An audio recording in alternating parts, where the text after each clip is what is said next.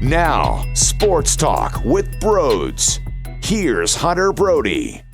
Before we get going here, I need to let you know I am doing a giveaway on my Twitter at Brodes81. I am giving away a Bryce Harper t-shirt. Not a standard jersey tee, but it's really beautiful. It's got Bryce Harper's beard on it and his hair. It says Bryce Harper with the Phillies logo. You got to check it out. At the top of my profile, at Brodes81. There's a pinned tweet. It explains the rules. You got to follow me, follow my at Brodes media account, and retweet the tweet. It's that simple. Every Wednesday, there's a new giveaway. So make sure you stay engaged for all the future giveaways as well. Thank you, and enjoy the show. What is going on, everyone? Welcome on into Sports Talk with Brodes. I tried to tell everyone that you would see a more inspired Braves team. You would see a disgusted Braves team, the way that they played to start the season off, that, hey, they would want to punch you in the jaw. And that's exactly what they did. You got your asses kicked 8-1, and Zack Wheeler was not the best version of himself. He clearly struggled with command on that fastball. And if you're not going to be able to dial in your fastball and get the pitches where you need it to be, it's going to be a tough day at the office. Now, was he squeezed at times? Absolutely. Zach Gelb of The Athletic, who covers the Phillies, put out a chart of some of these pitches throughout the first 3-4 innings or so. Half of them were strikes, half of them were balls, and they were in the same area of the strike zone, inside corner, outside corner, and it was definitely not the strongest behind the plate. But the last thing I'm going to say is the umpire was the reason why the Phillies weren't able to execute. That is not the case, okay? Zack Wheeler flat out did not have his good stuff on top of that.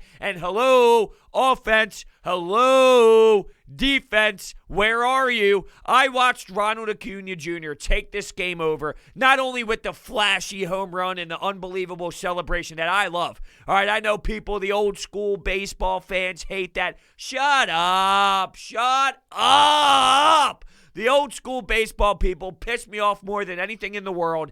This game needs that passion. This game needs that element. So the dude is excited that he hit a fucking homer. Let the kid enjoy it. Let the fans go wild. Let him admire it. Let him celebrate. Let him talk smack. Let him do that. What the hell is wrong with showing some passion and showing some love for the game? Oh, let me be normal and show no emotion at all because I hit a home run because that's fun. Get the fuck out of here. Good for you, Acuna. I hope you do it for the rest of your damn career, and I know you will, and I hope everybody joins on top of it because that's what makes this fun. Let's say, hypothetically, not to get too sidetracked, but let's just say Rhys Hoskins hits a huge bomb tomorrow, and then he does something to piss off the Braves. Like, that's entertainment, man. That's what you want. I don't want it to be nonsense and just status quo and just boring and simple. No!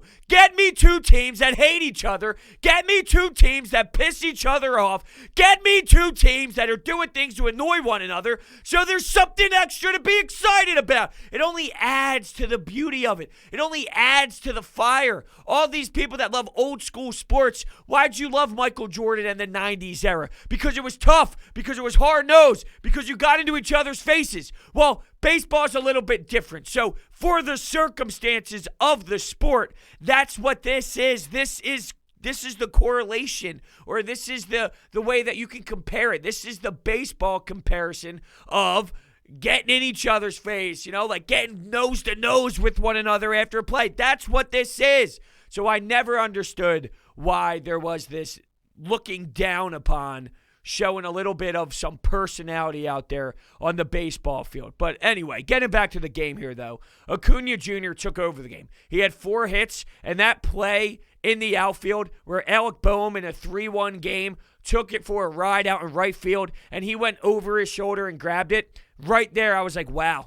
because as soon as it left the bat from Bohm, I thought, here we go, we have a chance. And the Phillies actually had a 1-0 lead because Gene Segura, of all people, ran out through first base on an infield single. What the hell? We got a hustle single out of Gene Segura. I would have never thought the day would come. For everyone that was so mad at him for, quote, being the reason Andrew McCutchen had such a major injury, and that's laughable to me. That's sports. It's unfortunate. It happens. But Gene Segura doesn't deserve blame for being the reason why. It's just how sports happens. If you go through everyone's injury, you could technically blame another player for doing something in a different possession or doing something that happened in an inning earlier that possibly affected that second inning. Maybe you would have had another batter go up to bat, which would have changed what happened the next inning. You can always what-if people to death when it comes to certain injuries.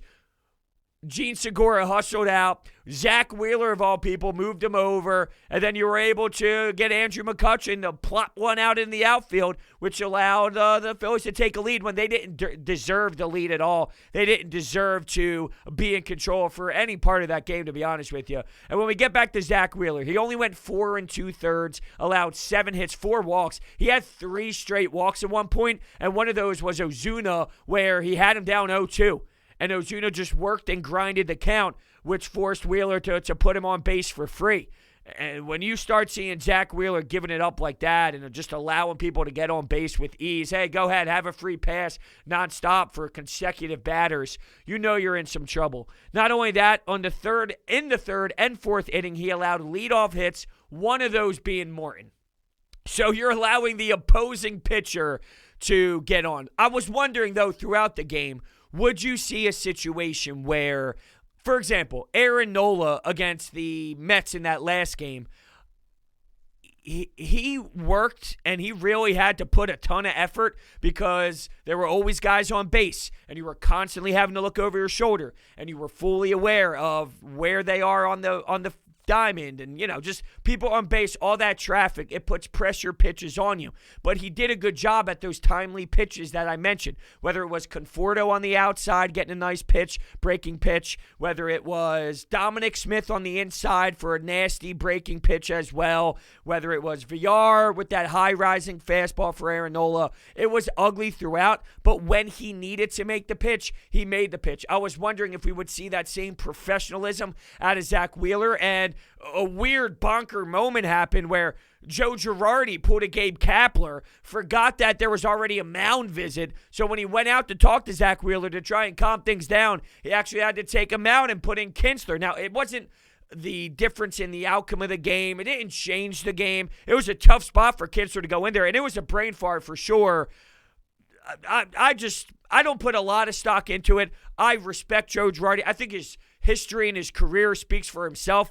It was definitely a bad spot and could have been a worse disaster. But when you look at the 8-1 loss, are we really going to say, you know what, Joe Girardi is such a problem and such an issue that I'm so concerned about Joe Girardi moving forward that he's going to make or break this season. He's going to be the difference maker in where they go just because of a silly brain fart that occurred. It was very Gabe Kapler-ish, though. There's no doubt about it. And if it was Kapler, we probably would look at it in a different light and we would abuse it more, but that's what happens when you have the track record that you do, when you have a World Series under your belt as a manager, when you've been through this before.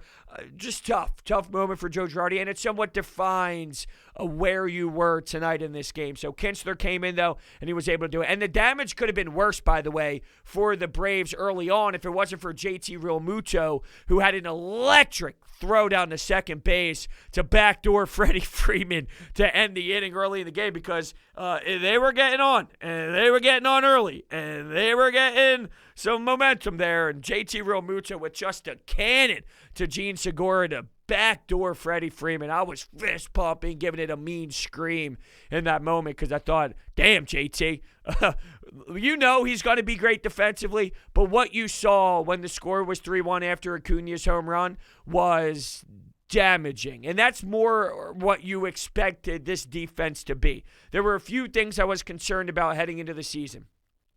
I knew the bullpen was going to be better, but that was obviously a storyline. It was pitchers 4 and 5, it was center field, and it was how bad this defense was at the corners. Alec Bohm makes a play and throws it to Rhys Hoskins in the 6th inning, right? Now, a professional first baseman needs to make that play. It bounced. It was a bad throw. There's no denying that it was a bad throw by Alec Bohm. But you, as a first baseman, should be able to take a one hop with that much time and space to be able to maneuver your glove and make sure when it takes that hop, you get it. It wasn't a super close scoop. I mean, it bounced enough where there was plenty of time to maneuver and adjust to where the ball is going to go. Rhys Hoskins, to me, I blame Rhys Hoskins more than I blame Alec Bohm. And Alec Bohm's throw needs to be better. That is clear. That is evident. Everyone saw where the ball landed. But we can't just discredit what a first baseman is supposed to do. All right, a first baseman needs to make that play. That is a playable ball. That is a makeable play from a first baseman perspective. And I put more blame on him than just the throw. Anyway, after that, Alec Bohm tries to make a play with his glove, and the ball goes right underneath him, and then before you know it, which is what great teams do. Great teams do this. When you make mistakes, they will pounce. All right, they will make sure that they exploit your holes. They will 100% take advantage of the opportunities. And bang, a pinch hit bomb to pretty much blow the game wide open. And it's 6-1, and it was crucial and deflating. You make the mistakes, they cash in. You fail to make the defensive plays, the opposing team scores runs. What happens when you get a chance? Like, here you go. You got 2 men on, Alec Bohm up, 3-1 game. You put a nice at-bat together. I mean, it was a nice stroke. You go the other way with it. It was a really beautiful swing. Their defense cashes in. You see how one plays out and the other one plays out? You got to make your plays, all right? And you got to make that extra play as well. And they were just all over the place. So 8-1. Oh, man. Why was it 8-1? Well, let's not forget about what happened to David Hale. Are we going to stop with this David Hale thing? He doesn't get the hate or the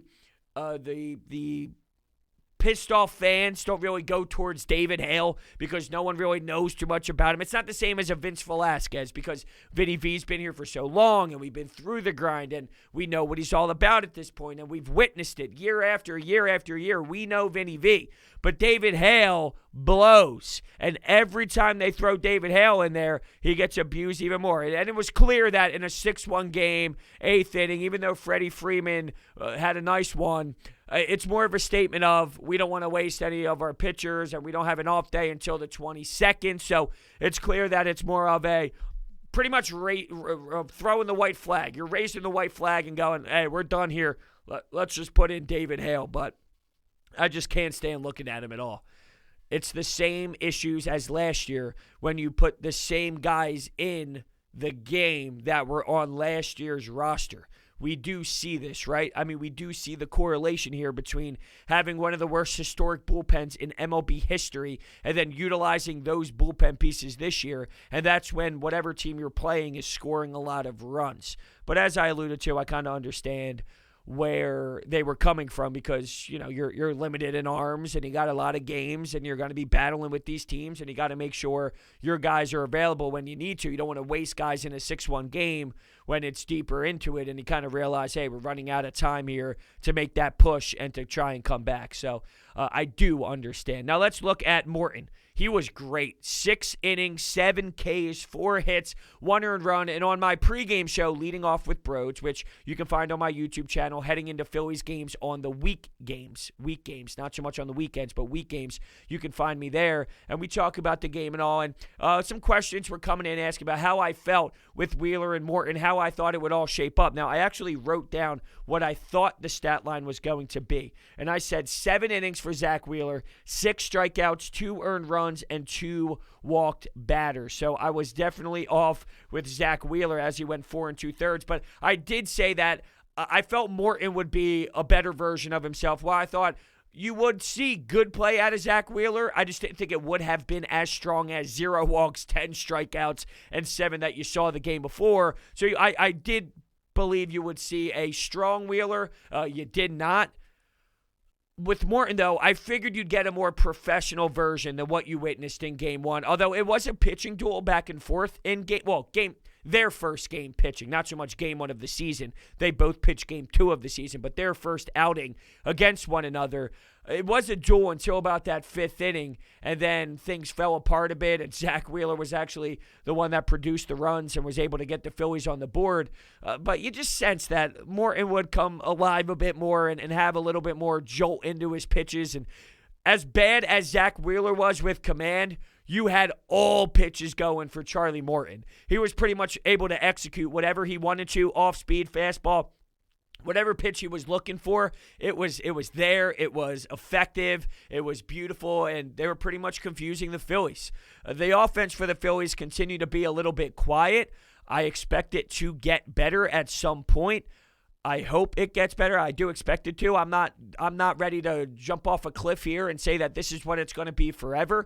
There is more in there. There just has to be. One of the guys that I really looked forward to seeing today to see if he would continue the hot streak was Rhys Hoskins, and he did the complete opposite as he had 3 strikeouts. Alec Bohm went 0 for 4. Bryce Harper, he got fooled on the first strikeout. Just looking, he clearly guessed the wrong pitch because Morton just let one go, right? It was lower in the strike zone, but it was clearly a drivable pitch. Bryce Harper was thinking something else. And then I saw an at-bat out of him, which it wasn't ugly by any means, but I don't know if Bryce Harper was thrilled with it. He got up 3-0, and he got it back to full count because he was aggressive, and he ended up resulting into a fly out to left field for a pretty easy out. But I'm not saying it was a terrible at-bat, but I read the body language and the just the way he looked afterwards as he was walking back to the dugout. I don't know if he just had a pitch he thought he would be able to drive and he didn't get to do it to his liking, or I don't know, just the body language in that at-bat told me Bryce Harper wasn't satisfied with it. And sometimes, I'm not saying, don't say, oh, well, obviously he's not satisfied, he didn't get on base. Well, that's not necessarily the case. You could put together a great at-bat and still not get on base or hit it somewhere in an area where it's just unfortunate. But there's something I read in that body language, and it screamed that Bryce wanted to maybe a different crack at it. And speaking of maybe having a pitch that you could drive, I saw a couple times early in the game where Rhys Hoskins was up before his strikeouts all occurred, and there were those pitches that were down the pipe that we've seen him in the last couple of games rope, and he'd get a double, or he hit it over the fence, and he would produce a home run, and he was fouling it back. And I saw 3, maybe it was 2. I'll go with 2 that specifically come into my mind now in his first couple at-bats where come on, Rhys, you squared those up the last few games. Those are the pitches that I can count on you to square up. You have to square those up. That's a Rhys Hoskins pitch. I'm not asking for too much. I'm asking for the reasonable Rhys Hoskins pitches for you to be able to put good bat on ball. Like, get wood on it, man. You do it. I know you can, and you do it very well. And especially when you're rolling, when Rhys is rolling, like that's when I expected even more. And he was fouling them back. And that kind of sat in my brain a bit as the game went on. Like, was that something I could have looked at early and realized, hey, is that telling me something? I always feel we can do that after something is over, when the game's over. You go, that second inning, it really did tell the story. Hey, that third inning, it really did tell the story. It doesn't always happen, but once you have hindsight, it's easier to dive back and somewhat grab that context and go, aha, that was something that really did tell a lot of information and give us data. Now, Bryce Harper, there's this hilarious clip going around on social media by these moronic Braves fans. And not all of you are moronic, but this individual clearly was. He is just heckling Bryce Harper from behind the dugout, and that's fine, right? That's part of being a sports fan, getting drunk, screaming at the opposing team. That is the beauty of sports, and that's part of it as an athlete. But he's screaming at Bryce Harper that you're never going to be as good as Acuna. You're never going to be as good as Acuna. And Bryce Harper looks back, and he's like, dude, you don't even know the guy's name. It's Acuna. Like, Bryce is seriously trying to inform that, like, what Braves fan in their right mind says Acuna? You know nothing about baseball in general. He is one of, like, I'm thinking of, okay, the face of your franchise. Freddie Freeman, longevity, mature, professional. But Acuna's personality pops, right? I mean, he's got the energy and personality of the franchise. Freddie Freeman's more of your just experienced journeyman veteran who's fucking phenomenal, by the way. Just an amazing all-around player and just a great dude. He might be, like, I don't know. I'm not in Atlanta. Maybe it is Freddie Freeman, but clearly Acuna Jr. is at the top of the top of the top of this conversation, too. Not only just in Atlanta, but in the entire league. What type of idiot who supports the team doesn't even know the guy's name? To the point where JT and Bryce are just cracking up. First off, imagine saying Bryce Harper would never be on the level of Acuna Jr. Like, hey, Acuna's great, so is Bryce. To say that Bryce isn't on the same level as him, that's disrespectful. It's just a terrible statement, although what more can we expect out of an individual that doesn't even know the star player's name in the city that they're at and supporting, too? Just crazy. I knew this Braves team was going to be hungry, though, and you saw it. They were hungry, they were determined, and they had that snarl on their face. That's the way they played, and you saw it from the jump. It didn't help that Zack Wheeler wasn't the best version of himself, and if he was, would you have seen a different Braves team? Yeah, of course you would have, but you got to give them their props because they really did grind. I talk about it all the time with this 2 through 6 for the Phillies. They grind you to death, and they make you work, and they make you throw a lot of pitches. Well, Zack Wheeler had 94 pitches in 4 2/3. It is just not great efficiency. And you can argue that he got snubbed and he was getting squeezed and there were some really tough pitches called and whatnot. But at the end of the day, even though there were, and that does change the way that you have to pitch because you recognize, hey, he's not giving me this here and he's not giving me this there. And if he was, maybe you could have pitched a different game. Zack Wheeler wasn't strong tonight. And you got to be able to balance that. You got to be able to recognize, hey, all right, I am getting tough here. I am getting like terrible calls on these corners. I got to adjust my game. That's going to happen. The greats find a way. You got to be able to be mentally tough and say, all right, look, this is happening here. I got to adjust and I got to start throwing my pitches here. And I thought maybe that would be the case in the second inning on an 0-2 count. Gets a nasty breaking pitch to strike out. Who was it up to bat there in that second inning? I forget off the top of my head. But the fact that he's been struggling, he can't find the zone, and he's all over the place, he's walking guys, and then bang, gets a really great strikeout to end the second inning. Hey, maybe there would have been a confidence there. Maybe that was him figuring out, hey, I got this pitch tonight. Hey, my fastball command might not be there, but I can work with some of my other pitches. But when you realize your fastball is not there, it doesn't really matter exactly what else you got, because for the most part, you're screwed, unfortunately. For sure. But, hey, how about this, everyone? It's the favorite tournament of the year. The golfers are in Augusta, Georgia to compete for the jacket. And DraftKings, America's top-rated sportsbook app, is putting you in the center of the action by giving you a shot to land on the green. This week, DraftKings is giving you 100-1 odds on the golfer of your choosing to finish in the top 10.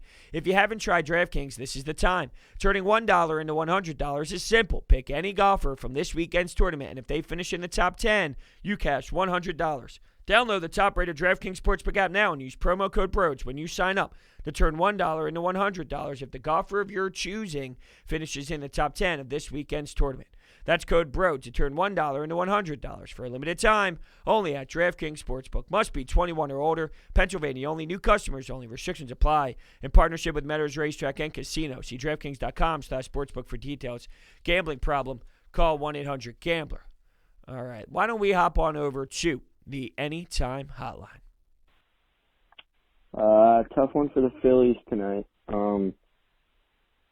Zack Wheeler from the get-go just seemed like he didn't have that command, and it paid. And then, the offense really never got going, and I'm really not that impressed by the offense so far. They pop the ball up a lot, and they ground out a lot, and they need to start getting more runs. They've only had one game where they've had great run production versus. Yeah, that's a fine point. They definitely do need to get going a bit offensively. And I've been just harping to this point that let's not overthink it. Let's not overanalyze it. Let's wait until we see 20, 25 games, 30 games so we can get more of a sample size to truly understand what this offense is going to be. Even though in years past, specifically last year, we would say, and even the year before, we would say, hey, their offense is fine, but it's other areas. there's also been moments throughout those last couple of seasons where their offense did go in a little bit of a spiral downwards, and they weren't producing as much as maybe we would have liked them to. So I do think that is a common theme. At the same time, I'm being optimistic because I do think that there is something more that we can get out of them, and it's just about giving them that time to get aware of where they are and get used to the pitching. And I talk about Zack Wheeler making the adjustments. Well, the hitting needs to make adjustments too and get accustomed to the field and being up at the dish again and the fans in the stands. Like, there's a whole period here of just getting back to normalcy and experiencing baseball again for this long journey. There is a part of that. I'm also aware, though, that there has been some ups and downs and valleys and whatnot involved with this offense over the last couple of years with Bryce Harper, with Rhys Hoskins, with Gene Segura, with these guys. So, it has been there.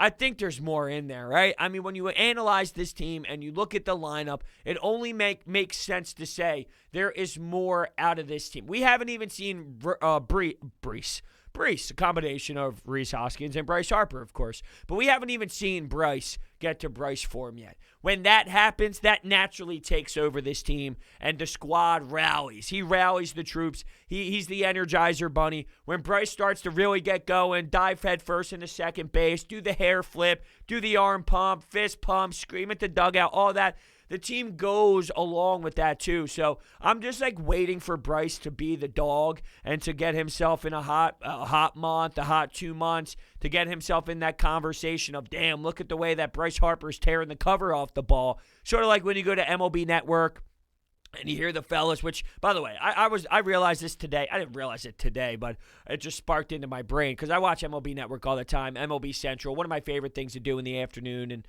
when I'm getting some work done around the house and whatnot and editing some stuff on the computer. I got a TV here in my office. I'm just cruising through some MLB Central. They do such an excellent job. What a phenomenal show. One of the best. It's better than NHL Network. It's better than NBA Network. It's better than it all. It's better than the NFL Network.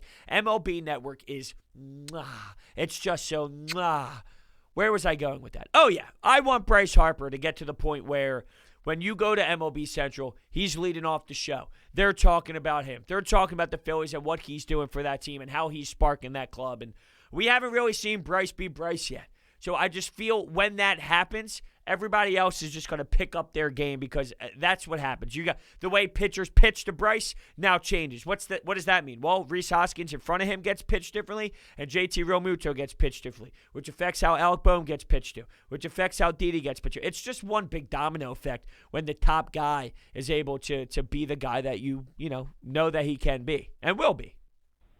This Phillies game was all about the little things that matter. It starts off with, Gene Segura just hustling for a single, eventually gets knocked in by McCutchen. That's a little aspect of the game that got them that one run. And then later, another little thing, Girardi, mismanaging the game and accidentally pulling Zack Wheeler when he didn't want to. I would have pulled him there, but again, that's a little thing that adds up. Alec Bohm, 2 errors, which leads to a 3-run home run. If it wasn't those 2 errors, it probably would have been just that 1 home run, and the game wouldn't have been as out of reach. And then again, there were, I think, 2 times. There's a time where Bryce and JT were at first and third. Alec Bohm couldn't knock him in. JT had a big opportunity with runners in scoring position, couldn't knock him in. The little things just didn't go their way today. We'll bounce back tomorrow. Yeah, I hope so. It's Ian Anderson versus Zach Eflin, so another rematch between those two, and Zach Eflin got the best of it last time. We'll see how it all plays out, definitely. And they both got... Yeah, I think it was Ian Anderson threw 27 pitches in the first. Zack Eflin threw 23 in the first. Another horrendous umpire behind the dish, which I think we've seen too many times so far this season. And then Zack Eflin ended up winning the battle. The pitch count was about 54 for Eflin after 5, 88 for Anderson after 5. So the efficiency went to Eflin's way. I wonder how it'll shape up in this one for sure.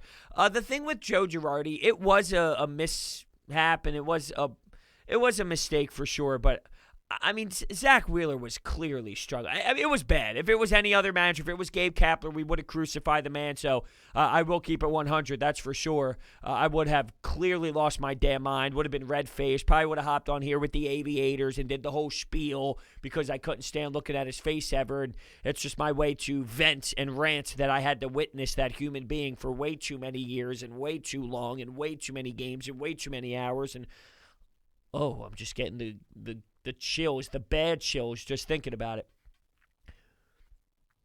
it. Zack Wheeler was done, though, was my point. It's just the fact that you put Kinster in such a tough spot, but he got out of it. Yeah, it wasn't as damaging. Alec Bohm, though, here's the thing with Alec Bohm. We know he's a bad defender. We want him to just be able to hold his own. He'll never be great. He'll never be a great defender. He'll never be an elite defender. Like, at best, he's going to be just an average guy that can hold his own. But you don't make that from one year to the next. You don't go from bad, errors, tough, really awful moments to just, hey, all of a sudden in 1 year after being a rookie, I'm going to make that much of a jump. From rookie year to second year, that insane of a jump. So my point of bringing that up is you got to expect moments like this. You need to assess this like you're going to watch his growing pains. You're going to know that he's going to fail. You're going to see that there's going to be mistakes that might cost him the game. But that's what it takes for Alec Bohm to become that serviceable third baseman on your defensive side. We know how great he is at the dish, but you're going to have him take this grind of a season, and he's going to go through some bad errors. He's going to go through some really nice plays where he's charging the ball, he's getting it out of his hands quickly, and he's transferring the ball perfectly, and he's throwing it over to Rhys Hoskins right at his chest. You're going to see those too. So we'll praise those, and we'll say, wow, that was a really awesome aggressive charge by Bohm, and he pretty much dialed it in from there, and he made some strong plays. But for all those moments, there's going to be these. For the big sixth-inning play, when Aaron Nola was on the mound on Game 1, and then Aaron Nola struck out d'Arnaud, I believe it was, for that awesome sixth inning in Game 1, and that was a game-changing defensive play by Alec Bohm, right? That started that sixth-inning stretch for them to get out of the jam. So, helped you win a game, big time. Now, he helped you lose a game, big time. That's just how Alec Bohm is going to be, for sure, and you kind of have to recognize it. Well, that, my friends, is the true definition of an ass-kicking. They didn't hit well, they didn't pitch well, they didn't field well. Other than that, they did great. But I'm real anxious to see how they come back tomorrow night. I mean, if you go out there and lose again tomorrow night, you're in position where you can get swept out of Atlanta, and you start seeing a few seeds of doubt creep in from what you did on the homestand. If you want to win the division, if you want to beat teams like the Braves and Mets and stay ahead of them in the standings, come out tomorrow and deliver a message. I agree with you. I was thinking the same thing. If they lose tomorrow, it just puts that little bit of a little bit of ooh. But at the same time, the Braves are a better team. And they are a winning team over the last couple of seasons for a reason, so they are. And you put yourself in a position where if you lose a series, you're going to be okay. And you are going to lose series. I know it's not what we want to hear, but you are going to lose series throughout 162. I'm not saying I'd be accepting of it, and I'd be cool with it, and I would be calm about it because I love riding that journey, the emotional ride. That's why I do this. So I will react accordingly. But I'm with you, and I just wonder, okay, so say they do, because I'm hypothetically throwing these out in my head right now. Say they do lose this Game 2 against the Braves, but then they win Game 3. How is that different if they win Game 2 and then they lose Game 3? Is there a different vibe? Tomorrow we'll be frustrated, but then on Sunday we feel great. Instead of feeling great tomorrow because they did bounce back and then losing Game 3, which means, hey, you lost the series and now you got to go play the Mets for 4 in Citi Field. You would probably feel worse heading into the following season, or into the following series, if you lost on Sunday's game but won Saturday's game. So it's just an interesting, I guess that's a psyche thing to bring up more so than anything else, because at the end of the day you still win one of the 3 games. For as